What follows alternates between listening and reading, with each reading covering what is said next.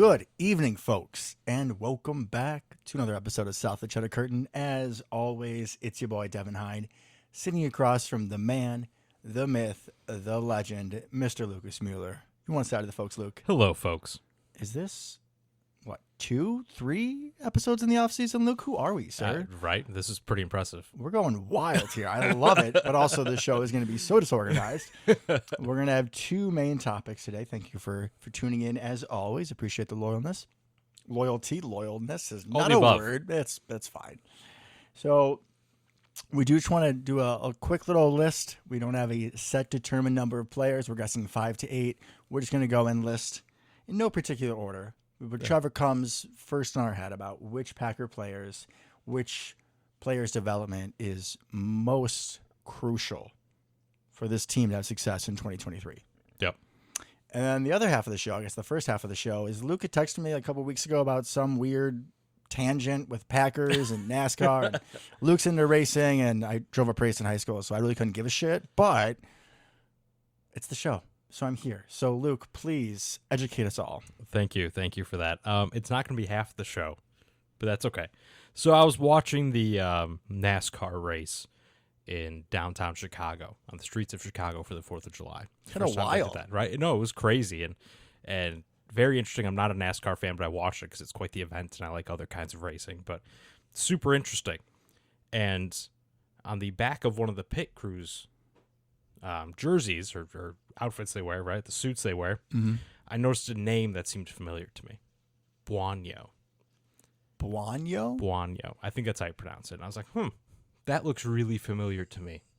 Really familiar to me. I feel like I've seen that name on the back of a jersey before. So I did a little Googling, right? And found out that is, in fact, Joel Buonio, who no one's going to remember, but was on the Packers a couple of years ago throughout the preseason. I believe he got cut right before the season started. Late preseason cut. Bro, he must have been like 80s, 90s, like those guys that don't even make it into Madden. No offense. Because that name does not ring a bell at all, and we're insane. Yeah, correct. He was like 6th-string running back for us, Joel Buonio, and of all people, we should know him a little bit better. At least me know him a little bit better, and I did because he went to NIU the same time I did. He was our starting running back for a couple years. I was like, man, it took you that long to realize it? I didn't want to say this part, but he was the running back I didn't like that started, so it kind of took a little while, kind of pushed him to the back of my mind because he was the one I wanted the backup to take over for. He was pretty uninspiring. Yeah, we hide trauma. That's what we do as human beings. Correct. I got correct. you. He was pretty uninspiring as far as a running back goes. He was big, but not super powerful. But he's worthless. Not worthless. You're big, that means you're going to be slow, right? These euphemisms you talk about. Yeah. He's slow, and he doesn't truck over people. It was Patrick Taylor before he became a demigod. Honestly, pretty similar to Patrick Taylor. That kind of vibe, yeah. Before. Correct. Early Patrick Taylor. So I just thought that was kind of a weird little thing I noticed. Like I said, a quick little Google, and he runs the jack to jack up the cars on the pit crew for Denny Hamlin, like one of the best drivers in the NASCAR. And I was like, that is wild. That's actually pretty sick. I mean, at least he's still involved in professional sports. 100%. He kind of bounced around. I think he had a cup of coffee on like 4 or 5 different NFL teams, preseasons, practice squad type stuff. And eventually found a niche somewhere, that's super interesting. NASCAR crews have done that for a while, take former athletes and kind of turn them into pit crew members. It's just kind of cool. Be like, I know who that is. That's weird. A little bit of a Packer connection there. It's pretty sweet, too, that these guys, like this running back, right, even though he wasn't great, he was still the bell cow back at a Division I school, and now he's going to go and kind of like be almost like metaphorically an offensive lineman. Like he's going to get no glory. He's just going to be a team guy literally in the pit. Correct. I think that's pretty cool that they're able to get guys and to bring them to that humility, and then they still want to, go forth in that team effort. And he still gets to be part of a team, right? A very successful one that's won multiple races this year. And it still gets to be an athlete, right? Still gets to do something kind of athletic. So it's super interesting. They got to jump over the fence and run out there and jack the car up and whatever. There's a reason they have former athletes do this now. Fair. They didn't used to, but they found an edge where it's easier to carry a tire if you're super strong, that kind of thing. And you got to jump over the wall. You got to do it fast, too, Correct. right? I feel like whenever I'm in a code or a rapid response or something at work, like trying to open a flush, and it's like doesn't fucking open. And I'm like, all right, come on. So I probably should not be throwing any shade at NASCAR grooves. Correct. And hey, good for him, man. He's making a living out there doing something pretty cool. Yeah. Former Packer. Good that for was him. a good share. Okay, I was a little nervous as to what that was going to be. Not saying I thought it was going to not be super exciting, but that was even better than I thought. And so, pre-show, I mean, we didn't, obviously, it wasn't a thing before the show, really, but Illinois' own, dudes from Naperville. I was just going to say on that whole, Illinois' own train. Yeah, went to Aurora Christian High School. That it took you that long to realize who he was. Same as Chad Beebe. Chad Beebe. I think he's a free agent, right? Texans cut him again? Yeah. It's so sad, man. Poor guy. That is, out of any NIU player, that is one that I rooted for more than anybody else. Chad Beebe? Chad Beebe. Well, I sat behind him in class. Yeah. I didn't go to that class a whole lot, but I sat behind him. I had I was in a group with his then fiance. So that was cool. Yeah, totally. Yeah. All right. To our most influential Packer players. Correct. Ones that need to take a step this year. Ones that need to take a step. You want to do Jordan Love last? Yeah, let's just. I honestly feel like we don't even need to talk about it, but we can for you. We can. Yeah, let's save him for last. All right. Let's throw out some other names first. First one that comes to mind. Yeah, who you got? This might surprise you a little bit. Okay. Devontae Wyatt. Oh no, he's on my list as well. Devontae Wyatt. 100%. We said we weren't going to order them, but for me, I think he's the biggest one, right? One of the biggest issues on this defense this team last year, was the run defense. Yep. Right? And for years, we've been saying the same old thing. We need to get Kenny. Kenny's Batman. Get him some help. Get him some Robin, right? And if you look at our offseason moves, we lost Illinois' own. We did. Both of them. I guess Lancaster was gone last year, but now we lost Lowry too. We did. We lost Jerron Reed. We lost kind of all these other guys that were the number. It was like him and Wyatt. Yeah, I They think were all Reed the was two. probably number 2 last year, and he had some really good games for us. He saved the game against Miami. He Totally. did. He did. He was kind of inconsistent, but he definitely flashed. He did. So I guess we're hoping for an addition through subtraction because both the guys we added in the draft, we've talked about this.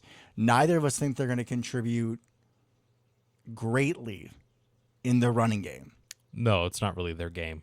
So this has to be Mr. Wyatt's coming out party. I mean, he is the only, say, plus side in the running game, his development. And I guess, Devondre being healthy and whatnot. And then maybe a safety, whoever it is, not having as poor a season as Adrian Amos had. But I think that through the moves we made in this offseason, Gutekunst and LaFleur and Joe Barry showed how much they believe that Mr. Wyatt can do. And by golly, we need to see it. Which is wild, given that they just didn't let him see the field last year. And he graded out great. Every time he was on the field, he made an impact play. We were begging for more snaps. And then he wouldn't see the field for a quarter. So, they got to have some faith, but they didn't show it last year. I do think what's interesting, even about Wyatt, he's not really like a run plugger necessarily, right? He's not a huge guy. He's not a mammoth like Jonathan Ford or even TJ Slayton, right? He's True. a disruptor.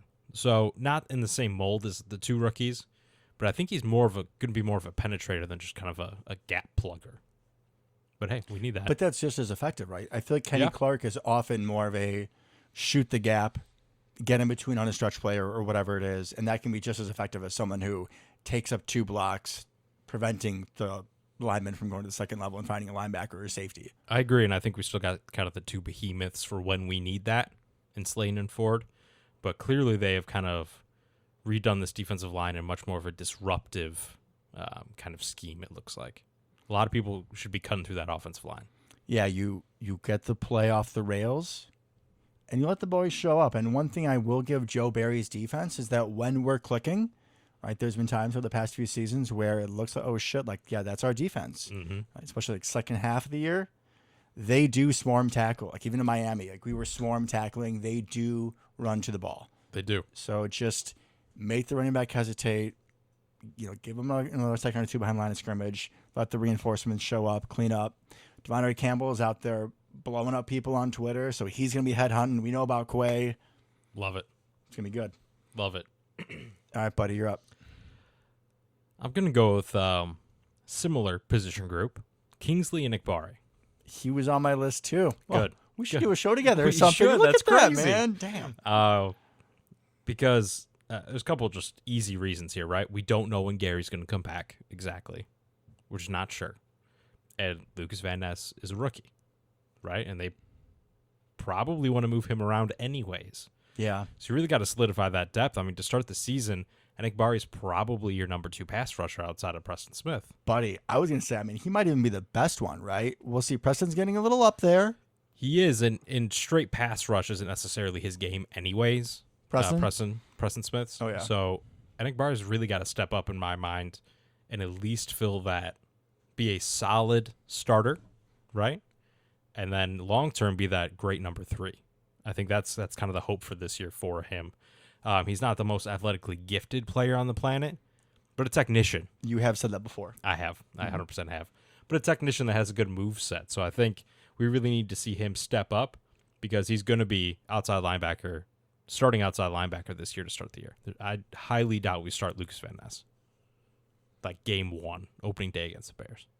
Yeah, if I was a betting man, I'd probably agree with you there. I just looked up and I was a little surprised that he only had 3 sacks. That feels short. I would have thought it was more 5 or 6 because he had a lot of impact plays. Maybe he wasn't necessarily getting all the way home, but he was pulling up in the driveway and saying, "You better get rid of that ball." I feel like he had a couple swatted balls. He did too. Right. Yeah, good against the run as well. And I feel like a lot of his production kind of came in spurts, if I remember correctly. Streaky. I won't disagree with you there. A little streaky. So I think he could have, if he plays well, that'll be huge for us. Not just to start the year so we don't have a weak linebacking crew, but I think long term, as we go forward and after this year without Preston even, I think Briar's going to be your 2-3, right? Long term.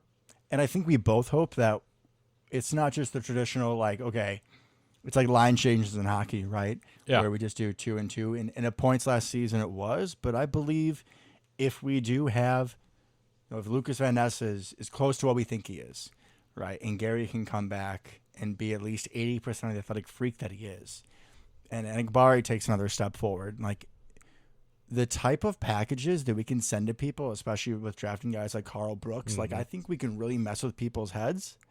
And another step from Enikbari would only just make that even better. When everyone's healthy, right, a good Enikbari lets us do a lot of the stuff we did with Za'Darius Smith that first year we had the Smith Bros and Gary, and right? we just wrecked people. We killed him. And Enikbari's not going to be the guy to do what Za'Darius Smith did, but he's going to be the solid guy on the outside, setting the edge, doing the dirty work a little bit, so that Lucas Van Ness, Rashawn Gary can go be the freak that's just plowing people over wherever they go. Or vice versa, when they double-team Rashawn or maybe double-team Nessie, because, I mean, he's coming out of Lagoon. You don't want that. That's true. You don't want that smoke. So when they're double-teaming those guys, then he makes his lunch there. He makes his money. He's going to get a lot of one-on-one opportunities. And the man is going to have to take advantage 100%. for this defense to have success. I fully believe that. 100%. Oh, crap. It's my turn again, isn't it? It is. You know, We first, keep stealing each other, so that doesn't help. for a second, I was thinking Patrick Taylor after we talked about it. RB3. And Really? I think that we should exclude rookies for this. I would agree. Because, of course, they need to show us something. Agreed. Obviously. I think Josiah is too stereotypical for me. Let me go Elton Jenkins. Oh, okay. He was not on mine, so I'm really looking forward to this. So, I mean, he came back from his ACL Yeah. last year, obviously, right? And I know that we kind of had to move him around a few different spots. And I know that, Bakhtiari's health is also a concern, but I just feel like with how much Elton moved around, and I feel like while he was in, granted at different spots, his play was more up and down than Bakhtiari's was. I would agree. Like if Dave was in there, he was still Dave. Somehow. He was. It was amazing. So if you think about the offensive line and how we believe it's going to be constructed, where you have Dave at left tackle and Elton at left guard, I mean, if those two are playing to the best of their ability, if we're getting like the Elton Jenkins that we know and love, that's going to really help out Jordan Love. 100% it will. And he is going to be a mauler in the run game. And that's how this offense is going to hum. Is a lot of the run game, play action, and protecting Jordan Love. Mm-hmm. And two, who's he next to at center? Josh Myers. Josh Myers, who So far. most likely, right? I mean, we'll see about More the than whole likely. potentially Zach Tom, and then you could just put in Josh Myers if anyone else gets hurt, and then you move Zach Tom there. I don't hate that idea. But if you do have Josh Myers there and you have Elton being Elton to kind of help him out a little bit, I would feel pretty good about this Packers offensive line. I completely agree. That makes perfect sense to me. And I honestly think a more stable line will help him significantly. Right? Because last year we didn't know who was playing week to week. It was musical chairs, man. Royce Newman, 100%. Nashville zone. Oh God. Yeah, 100%. I gotta You own did that. that. I gotta own that You one. did that, sir. I gotta own that one. But Elton, he plays best, at least so far. And he was coming off injury, to be completely fair. Agreed. But he didn't look himself until he kind of settled back into his role. And then he started being kind of the player we expected. He didn't play great at left tackle there at times or anywhere else we really moved. So I think a stable line will help him significantly. So if Dave is back and back for good, at least for this year, I think that'll help him out tremendously. And I look forward to him just killing people again. Just eating Aaron Donald's lunch repeatedly. Yeah, the playoff game was just absolutely hysterical, It right? was beautiful. Why do we have this wonderful tradition of just making every single superstar defensive tackle, like the best in the league at the time? Mm-hmm. We make them choke somebody out or stomp on them. Which is hilarious. It's kind of a hilarious trend. I feel bad for the guys that get choked out and stomped on, but yeah, probably not great. no. Never Poor been through it myself. Evan Dietrich Smith, poor guy. That's literally like the only thing he was known for. He was a fine backup guard. Yeah, no problem with him. I'd rather have him than Royce Newman. He's somebody you want on your team, right? He can play is. center, he can play guard. He was versatile, yeah, and I feel like he was fine in spot duty. You wouldn't Yeah. know that he was there. Yeah. Unlike when Royce is in, you know Yeah. when Royce is in. Yeah, you do. I mean, the fact that we got through last year and we had to put Royce Newman and Jake Hansen on the field at any time, Much less together. bro, Yeah. just talking about life adversity, like when you're having a rough day, I want you to pause and think that we got through that. We did. It's pretty impressive. I mean, that's character building for sure. 100%. All right, buddy, you're up. Okay, so you kind of said earlier that we know what we have in this guy. I'm not 100% sure, personally. I'm going to go Quay Walker. Because I think for this defense to really take the step it needs to take going forward, Quay needs to show up more. Right? He had flashes of brilliance and then flashes of stupidity. We need a down in, down out consistent player. Show that athleticism off all the time. Stop thinking. Start reacting a little bit more, which is what he was best at. I think Right. at points, though, it would be better if he did stop and think about his choices. Yes, Devin. Yes. When it comes to some of those more aggressive I mean, issues. honestly, buddy, I'm that's with you what I on was that. thinking more you were talking about. No, I'm talking more about the play. I think if you have him and Devondre Campbell next to each other, you should destroy people. Agreed. And I don't think we did. And some of that's on Devondre, too. He didn't have a great year last year. But Quay needs to kind of develop, take the next step, show that he's one of the best linebackers in the league because he has that potential. We need to start seeing that consistently. I think by the end of the year, when he wasn't shooting himself in the foot with knocking referees out and whatnot, I felt pretty good about his play, honestly. I need to go back and watch it, but I felt good as well, but I want to see that continuation, and I don't want to feel good. I want to feel great. all right. I think he can be dominant. So I want to see that, right? Because him and Devondre, heart of the defense at this point, right? And especially, too, with the questions at safety. And that's my other point with it. We're going cover 2. You carry that back a little bit farther, please, and thank you. The more Quay is on the field, the less we have to play any of our backup safeties.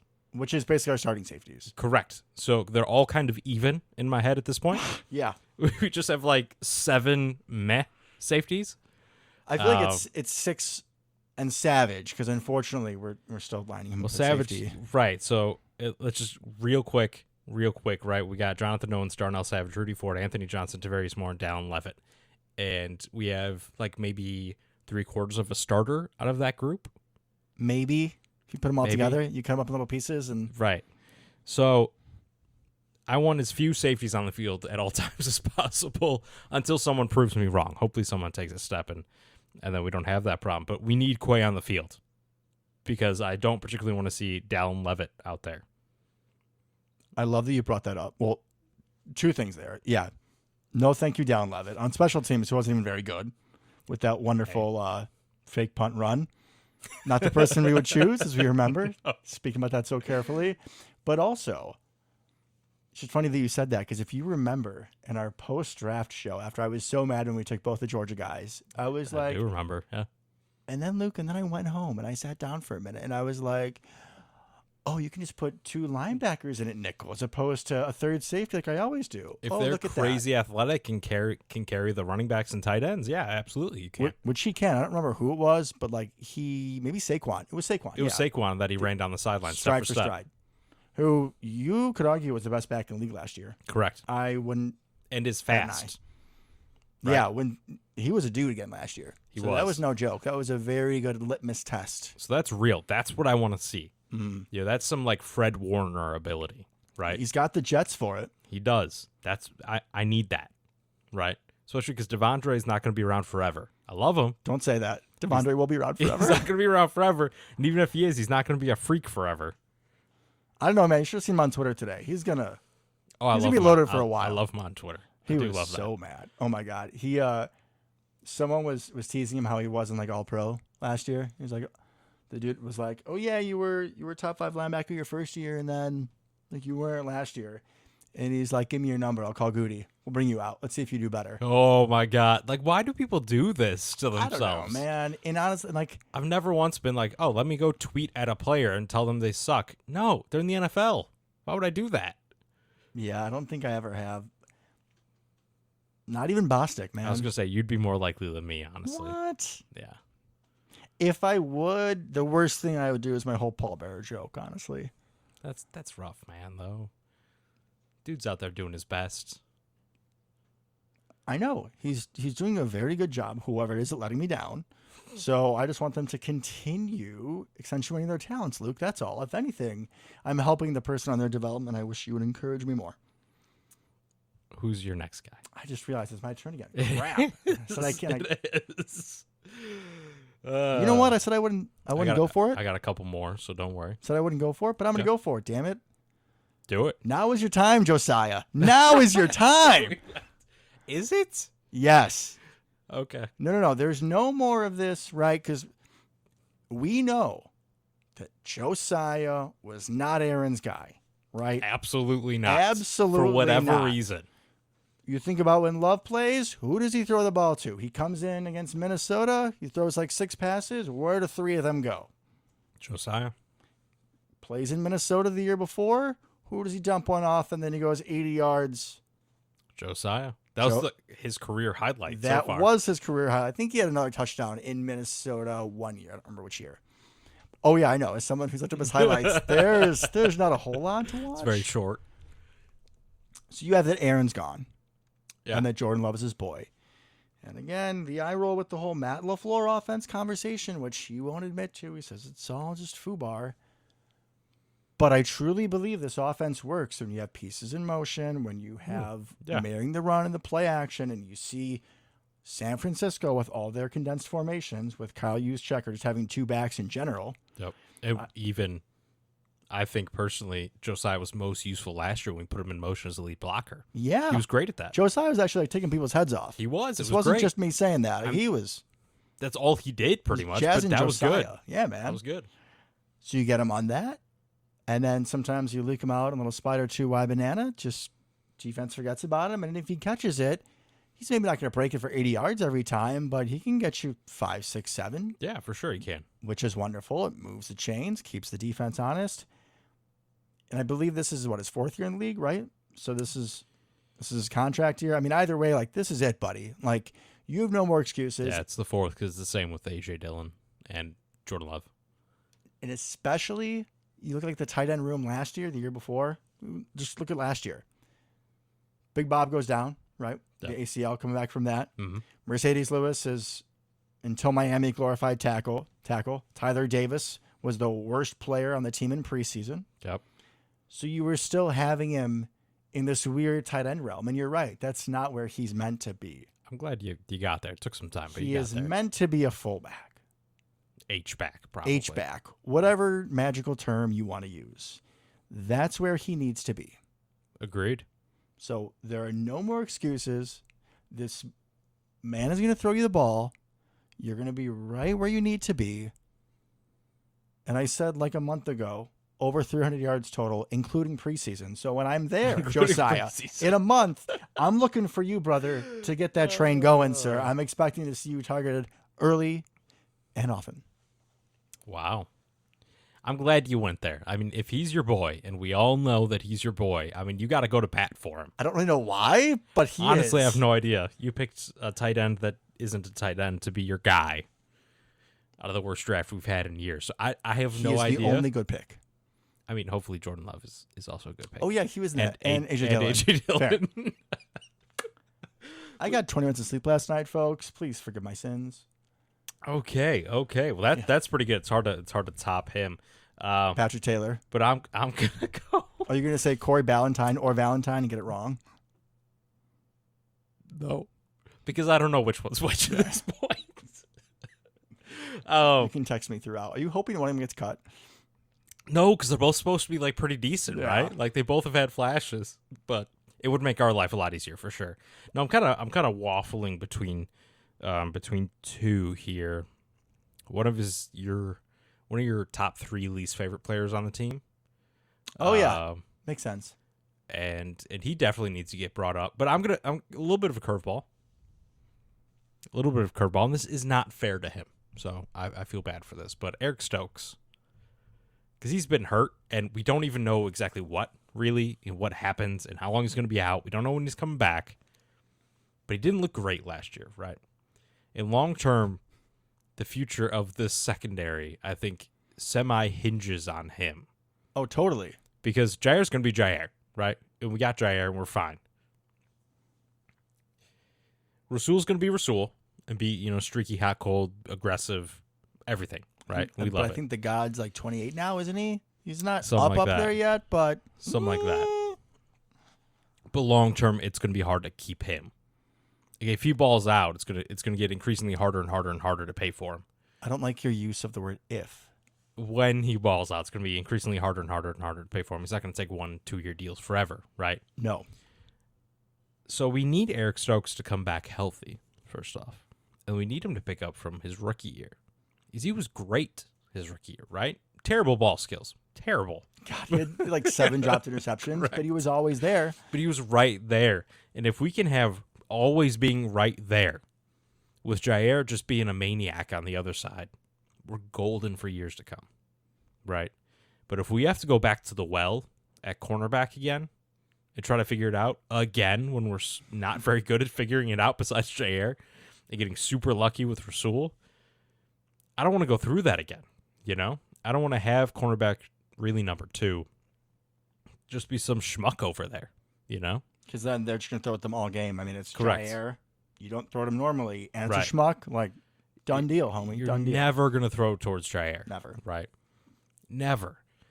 So we need him to come back. And I know it's not going to be week 1 probably, right? There's a good chance, depending on exactly how everything plays out, he's going to miss some time.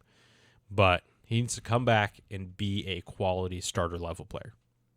And I hope he does, because he seems like a good kid overall, and they had an unfortunate injury that really, I think, stunted his growth in that year too. But I really want to see him come back and play well again.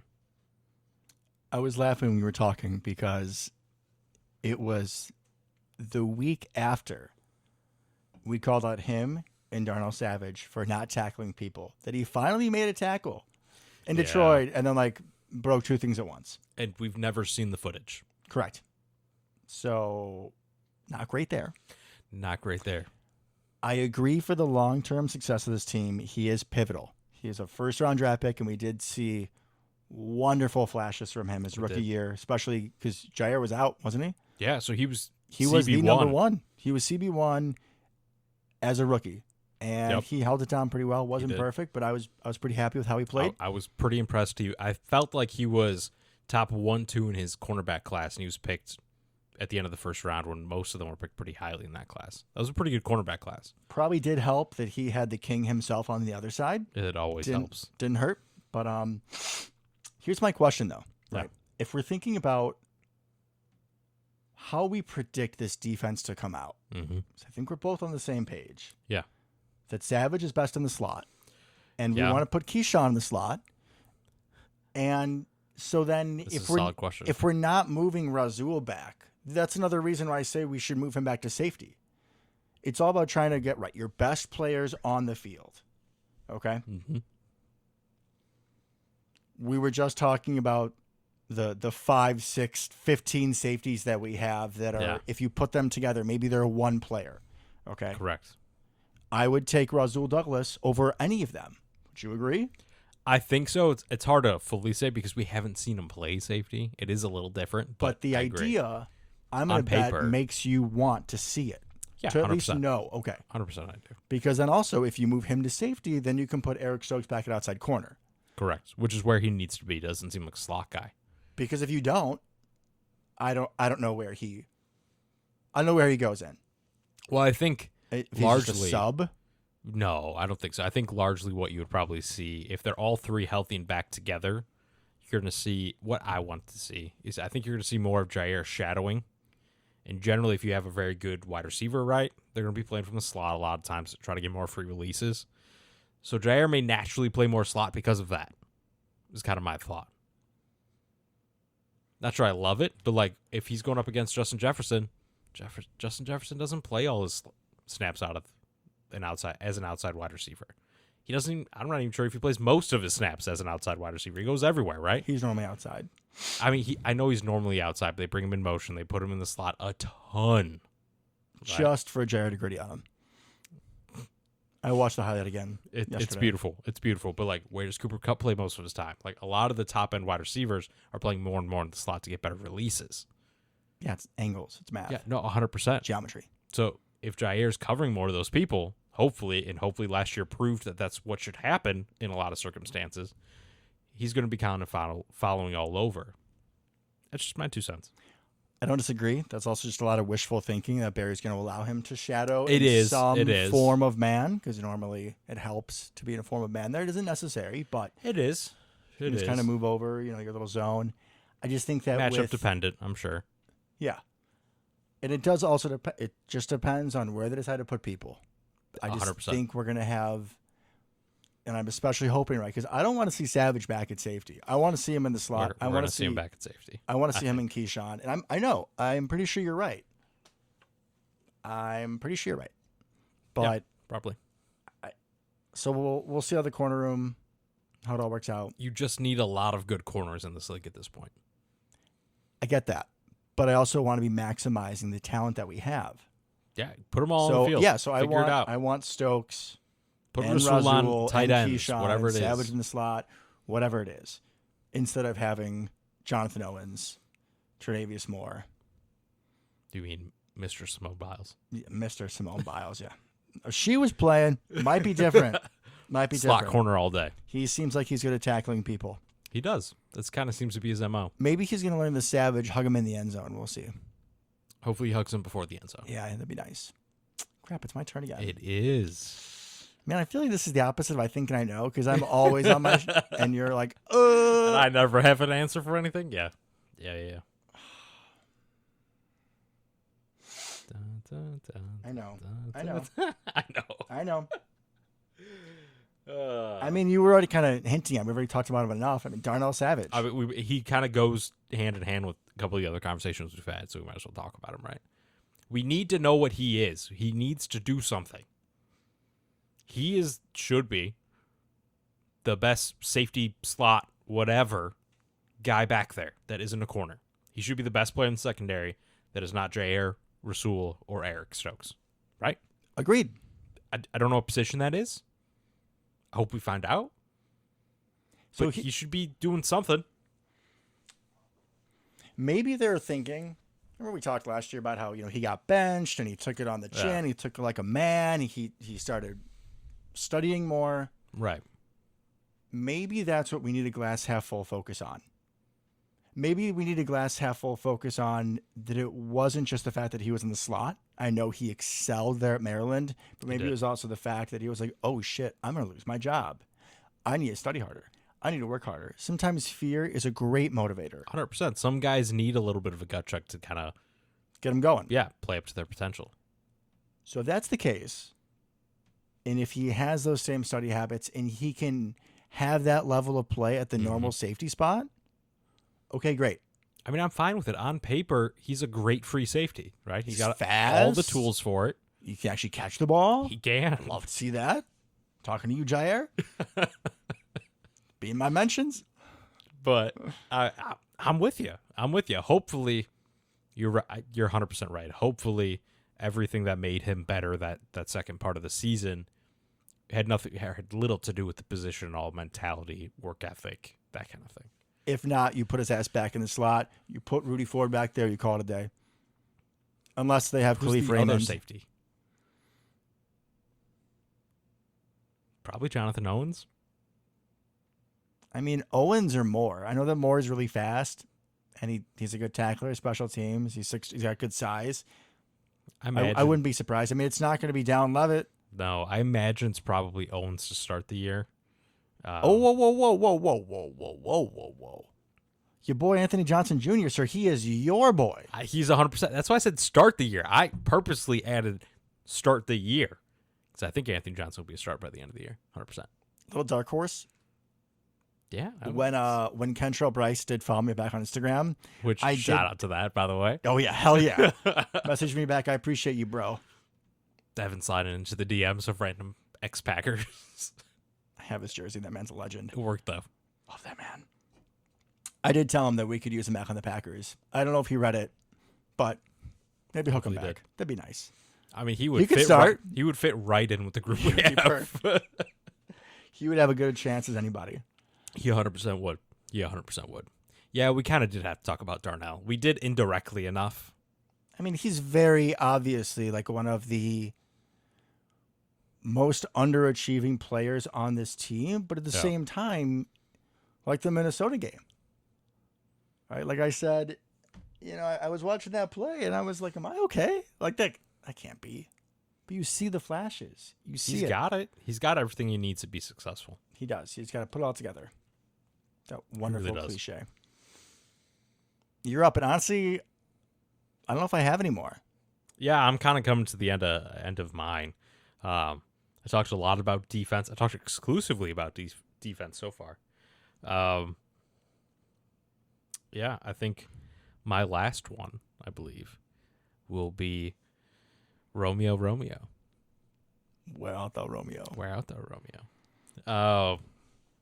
I think we kind of have an idea of Christian Watson at this point, which is crazy to say because he was hurt and had some incredible games, but he has a very easy spot in the offense. The floor is pretty damn high with what we've seen. The floor for him, when people said he had a low floor, I always felt it was, and I think we talked about this, his floor was MVS. Right? I know. Devin's giving me a look right now. I gotta bring these things up, man. But that's his floor. Run really fast, straight. Catch the ball, sometimes. He could do that. It's been a good show, everybody. Good night. But he showed he was much more dynamic, just like we thought he was. Right? Those jet reverses. Oh my God, he's deadly. Deadly. He's got stuff to work on. 100% he does. Pause for our Bear fans. Yeah, we're talking to you. Continue. He has a lot to work on. He's got to work on his hands, develop the route tree, yada, yada, yada, whatever, right? He's a weapon out the gate day one. We already know that. He is a problem. He's a problem. He's going to have a lot of attention on him this upcoming year, right? But he's the guy that also takes the top off the defense. People are watching him, right? So what do you need besides that? Underneath, route runner, consistent, that has to win when they have man coverage. Correct. Which they're going to. Wouldn't you, if you're playing the Packers? 100%. Until they can prove, I go cover one man, I send a linebacker right at Jordan Love, and I say, show me what you got. The Chiefs game plan, right? From when he filled in. Oh, yeah. It was the COVID game. What was it, cover zero, pretty much? Yeah, they blitzed him every single down. Man across. Just couldn't do it. But it wasn't just blitzing. It was cover zero. It was like, yeah, it was everybody. Send the house. In Madden, we say engage 8's like balls here, but it's really not because you shot 3 guys deep. It was, you have man on the outside, and that's it. 100%. So he's going to face that. Maybe not every game, right? Not every defense is really going to do that or man up that much, but you're definitely going to face it this year. I would say he's going to see it. Yeah. Until he makes people pay for it. Until you've proven, right? That's why people stopped blitzing Aaron. I know, strong comparison there, but like until you make somebody pay for it, they're just going to keep doing it. They're just going to keep calling it. 100%. And you know what they weren't doing in Philly last year? They were not blitzing him like crazy. Because why would they? They were up by a bunch, right? Might have helped because you get the ball to Christian Watson and all of a sudden he's in the end zone. Right, especially during that stretch. It's like, game plan. Just give him the ball a bunch. That's a good one. It's like when you have the kid in junior high who's just like matured when everybody else has. Yeah, he's really like a high school senior. A man. Yeah. Yeah. Yeah, that was Foley at something. You just give him the ball and all right, game over. You're done. Mm-hmm. You're good. Like he's literally bigger, stronger, faster than everybody, so no problem. So we kind of know that about Christian Watson, right? But you're 100% right. We need someone more intermediate routes. Who's going to win those slant routes right off the bat? Christian Watson did sometimes last year, right? But he didn't look super comfortable with it. Romeo already has a better release package. He's got to work on his hands. But he also has speed to burn you deep. I mean, we're not talking about Anquan Bolden here, right? But enough. He's got enough speed to be a legitimate deep threat when needed. When you just kind of put someone on him, all the safety help's going to be towards Christian Watson. Was Anquan Bolden that fast? I feel like Mike Wallace or Deshaun would have been a much better comparison. No. I was saying Romeo Doubs, like, possession receiver, you frequently think they don't have speed like Anquan Bolden. You know what I mean? Was he that slow? Like Larry Fitzgerald. Fair. Never a speed guy. I mean, Anquan Bolden was always slow. They win with their routes. Correct. And catching the ball and contested catches, which, if I may just jump on for a second, you're mentioning his hands, which is kind of crazy because he dropped some of the easiest passes. Mm-hmm. And then you look up his highlight reel, you look at like the catch in New England, the catch in Buffalo. Yep. What? And we've brought this up before, and it's never a good comparison, but who was a lot like that when they were young? Devontae. 100%. That's exactly what Devontae did. And when you were talking about not being super fast and being a route runner, winning with your routes? Devontae. And Romeo Doubs is faster than Devontae, significantly. We are not saying, I'm going to say this again, we are not saying that Romeo Doubs is Devontae. No. We are saying it's like a mold of wide receiver. You can be successful even if you don't run 4.3. And even when we were talking about some of the rookie wide receivers, I think Dontavian Wicks I was using, it's kind of a mold of Devontae. Explosive, not fast. Yes. Right? As we both learned, or as Correct. I learned. Correct. Why did we draft him? He's slow as shit. Damn it. So was Devontae. Okay. But Romeo, if we're bringing this back to 40 times, was like a full 10th faster than Devontae. Like he's got some speed. He's not Christian Watson speed, but he's got some speed to him. And he's got speed, as we saw. I know it's preseason, but I think back to preseason in San Fran. Yeah, he burned a slot dude to fade, a crisp. like Alan Lazard. Yeah, I mean, if you go press man, you're playing Russian roulette. You might just blow your head off. Like, good luck. It could be a problem. You're dead. But we need the consistency guy, right? Because Christian Watson could easily end this year with, what, 70, 80 catches, 1,200, 1,300 yards, something like that, right? He's the big play. And too, I know you're going to say Aaron Jones, maybe coin toss, but 9 is who they're circling in every single defensive 100%. meeting. He's the guy that a one play is going to change the game. 100%. Potentially, right? Yeah. So who's the guy that's going to get 100 catches? It's got to be Romeo. Doesn't have to be Romeo. It doesn't have to be Romeo. It should be Romeo. It needs to be somebody in the supporting cast. It does. It really does. I think Jaden Reed could probably do it, but I don't know exactly how they're going to deploy him yet. He's not going to do it his rookie year, but I think long term he could also do that. But you're giving me a look. What's happening? I'm giving you a look. How dare you? You think it's Josiah? No, I don't. No. I'm low on sleep. I'm not low on brains today. I don't think it's Josiah. Bo Melton. It's not Bo Melton. I'm naming literally everybody but probably the right answer. You have brought this up so many times that every single time we have a Packer press conference this offseason, and the reporters are like, oh, yeah, so, how you feeling about the young wide receivers, the rookies, and you got Romeo and Christian leading, and how is it going to be, for Jordan throwing the ball when you have Romeo and Christian? And who does he bring up every time? And that's all where they leave. They just leave it right there. And who does Matt refer to every single time? Samori Toure, 100%. also known as All Day Toure, by yours truly. I really have a hard time imagining him jumping Romeo, and that's what he'd have to do to get 100 catches. Okay, not 100 catches, but I do think he is someone who's going to be a little unheralded. He's not going to be my last. Maybe like a 40 catch guy, something like that. Has to step up. Yeah, I think a 40 catch would be wonderful for him. I agree. Because I think people are thinking that Jaden Reed is probably just the slot, which is a fair thought, even though, as we talked about, Reed can go outside. Yeah, he doesn't have to play slot. Maybe he's the 3, whatever you want to call it, however you want to punch your numbers. But yeah, I think Toure will help as well. I agree, and I think this whole slot thing, we're getting more and more to less traditional positions, right, as we kind of talked about. Christian Watson's going to play a fair amount in slot, I imagine. I think that'd be wonderful. I mean, those crossers with him. Crossers there to get the press man off of him, potentially, like that kind of thing. That, like I said, that's what they do with Cooper Kupp. That's what they do with Justin Jefferson. That's what all the top-level wide receivers do. They get moved around a ton. Doesn't mean they're slot guys, but they're going to... The days of old, right, where Randy Moss played outside 100% of his snaps, they're gone. It's not going to happen anymore, right? You're going to get moved around to try to get beneficial people on you. Like, that's just the way it works. Get a better matchup. Could you imagine if they had the schematic knowledge that we have now back then? Oh, my God. Amazing. Amazing the things we could see. 100%. 100%. Although putting Randy Moss in the slot didn't work when you had Desmond Bishop on him. Shout out to our sister show. A couple guys I went to college with also have a Packer podcast. We started first, but I'm also very proud of them, and they had a nice clip with him on. I'll give him some love. Yeah, hey, no problem with that. I couldn't. I know supporting another show outweighed, like the story outweighed the supporting another show, whatever. I don't know if I shared this with you, but in the interview, Bishop was like, yeah, so we call this play, and Randy's in the slot.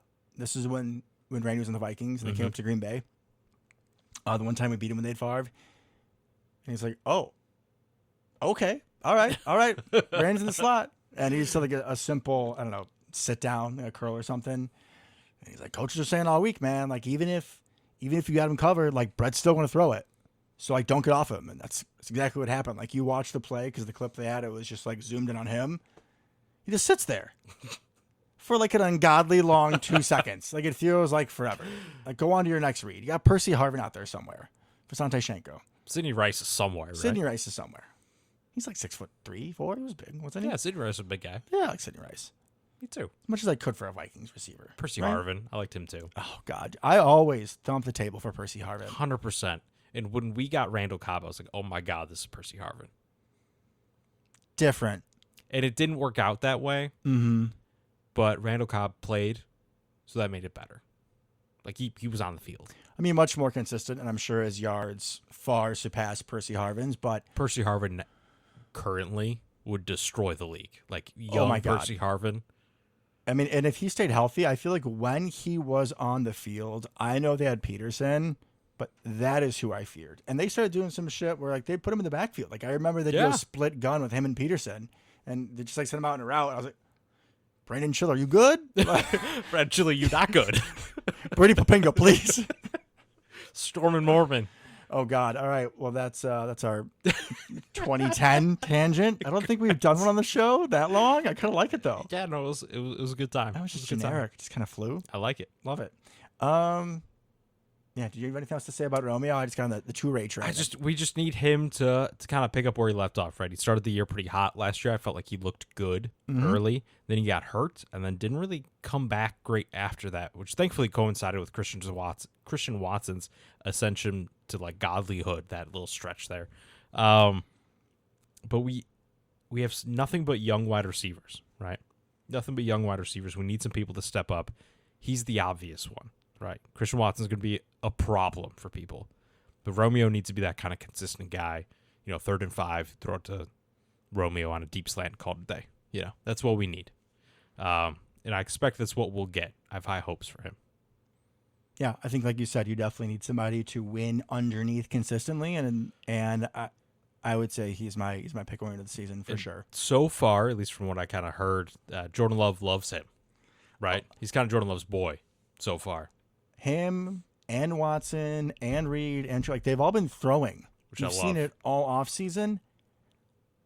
I don't remember seeing that ever with Rodgers and his receivers. And I was younger, And but to be fair, maybe it happened in like 08, 09, 10, before 11, everybody had cell phones and Right. Instagram and before we were like on top of it and people were sending videos all the time and putting them on social media, and we weren't paying as much attention as we are now, that kind of thing. But I agree. We both love Aaron and what he did for us. And we probably will have a show coming up. We're gonna have to have an Aaron show at some point. Oh, of course we will. Oh, we haven't done that. Shit. It's got to be before the season. So. Hello, tears. Right. But you know, there were some people that pointed out that last year that he stayed away from stuff. Yeah. From team activities. Completely fair. I understand it. We did have these rookie receivers. Would have been nice. Would have been nice. And now you see that Jordan is taking the time. Either he's flying to them or flying them out there, or they are making time Right. to work on it.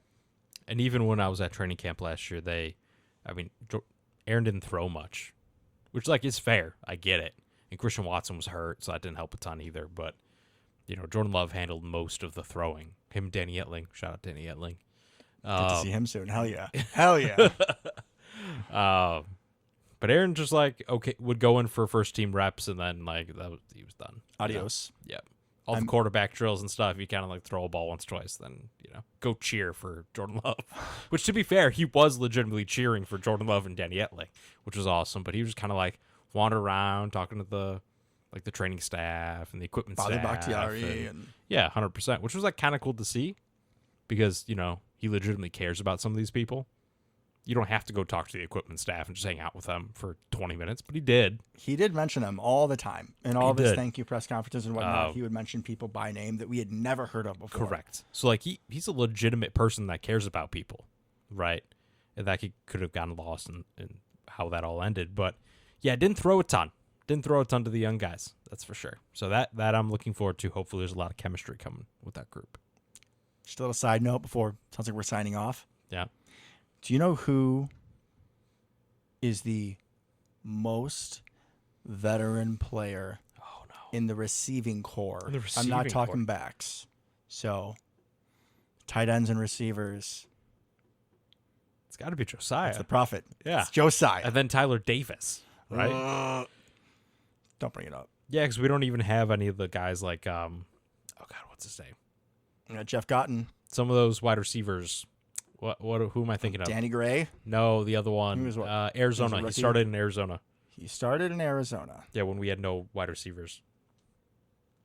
Oh, Winfrey. Yeah, Winfrey. We don't even have guys like Winfrey hanging out anymore. He was like 28. Like, he wasn't. There was no upside. Yeah, there's no point. I'd much rather go with all straight youth. But yeah, it's literally Josiah's the old man. And Tyler Davis. And Tyler terrifying. Davis. And then what? Christian and Romeo. I mean, that's it. And Samari. That's it. Thank you. And Bo Melton. Thank you. This podcast is a win because you corrected yourself from excluding Samari Toure when listing the major wide receivers. I mean, it was really just like the year they came in. Oh my God. Oh my God. Which why I don't know if God. you're too excited about Samari. I also mentioned Bo Melton right after that because we picked him up last year. Oh my God. It was just all the receivers that came in last year. Yeah, no, I got you. But we mentioned everybody in the receiving core room today, except for one person. Except for my boy. Grant DeBose? DeBose. I don't know what I was trying to say. I don't know either. The 20 minutes of sleep didn't really help me on that one. Falling apart here at the end. But yeah, my boy Grant. Love that guy. So does Steve Smith. Super excited to see him in the preseason. Oh, yeah. Super excited. I can see him in person. It's going to be great. I will be at the Packers-Patriots game, so hopefully they actually do play some of their starters. We're going to need a full rundown there. Oh, of course. You will get every single stem I love it. of Josiah's route tree. I can promise you that, folks. It's going to be an hour and a half of Josiah breakdown off of 3 snaps. I'll call it 7. That's my bold prediction. Fair enough. Alrighty, guys. Well, until next time. Go Pack Go. Go Pack Go.